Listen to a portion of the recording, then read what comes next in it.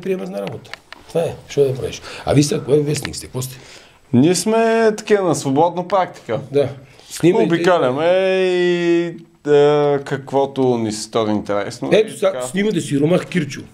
Сиромах Кирчо. Киро ли си казваш? Ти си Кирчо тук Македончето. началника на тази къща. Не бе, това е на щерката. Айде, сега съм социално слаб.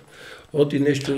По документи такова. По документи съм социално слаб и затова викам да ме снимате с гуменяци, два денка. Социално слаб. Обаче не ми дадат това. Не ми дават и такова. Не ми дават помощ и на мене. Защо? От съм Киро. Какво е това? Чекай сега, ако си Керим или Кезим ти дават. Ти значи. Между другото да ти обясня. На турците, които влизат в България, за 10 минути им стават документите и стават български граждани. Да. Имам приятел руснак. Той от 2 години се опитва да... Тия собственици са руснаци. И аз им разправям нека. Вика, мой друг приятел руснак сказал, кто пьет, мой друг, кто не пьет, будет мертв. Обаче вади два пистолета. Ти ке пиеш, не ми, четвърто ки изиграш това, викам. Два пистолета вади. Обаче аз издържах, викам.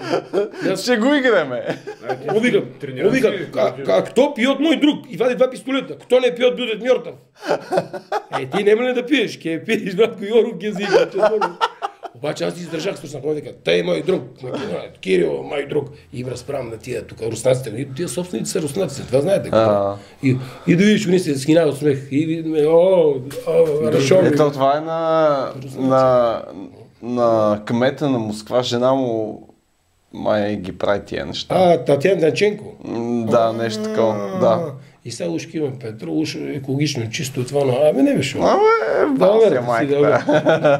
Обаче сега ти кажа. И сега затова аз съм Керим или Кезим. Керим или Кезим.